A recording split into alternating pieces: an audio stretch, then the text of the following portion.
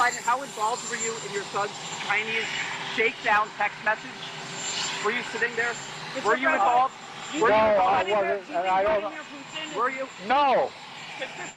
Welcome back to Tipping Point. I'm your host, Kara McKinney. Well, there you have it. Case closed today. Joe Biden is definitely not the big guy, and his son Hunter never texted an official with the Chinese military intelligence-linked energy conglomerate CEFC Energy that he was sitting next to his dad to pressure the foreign official to go through with their business deal. Never happened, even if we have the messages, because Biden said so and he would never lie, right? I mean, listen how confidently he barked back that denial at the reporters. Okay, all jokes aside about how defensive he's getting, maybe he actually did forget everything his son has been up to in his name, selling out our national policy to the highest bidder, because later in that same press gaggle, Biden says this. Take a listen. It's hard to tell, but he's clearly losing the war in Iraq. He's losing the war at home. And he has become a bit of a pariah around the world. It's not just NATO, it's not just the European Union, it's Japan, it's 40 nations. This wasn't the first time he made that same gaffe. A few weeks ago, he confused Ukraine's Kherson with Iraq's Fallujah.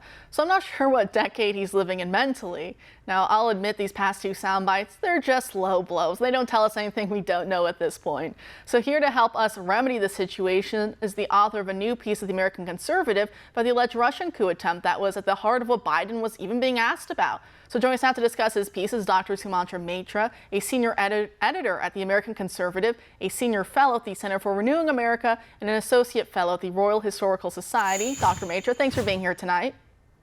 Thank you very much for having me. Great. So one critique I've heard that really stuck with me is that everything I've read about what happened over the weekend in Russia is being written by mostly just Westerners who are filtering everything through their own lens and preconceived biases, cut off from the historical context and current particularities in Russia, which means that a lot of what I think I might know right now may actually be completely far from the truth. So since you're an actual expert in this part of the world and Russian history, outline some of your piece for us.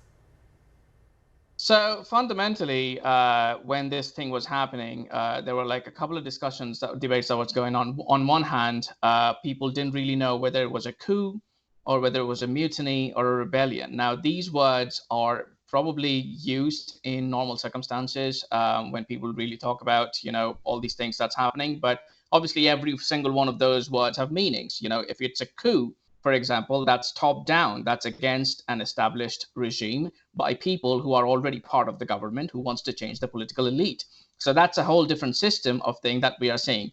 Mutiny, on the other hand, is a very low down, like a bottoms up kind of feature where people who are frustrated with stuff, getting orders. And a rebellion is obviously a whole full on change of the political elite of the country.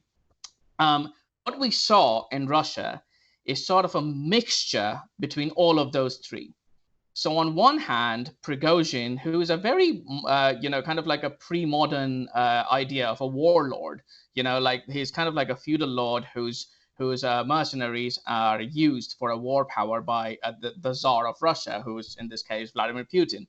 But on the other hand, he didn't really want to topple the entire government.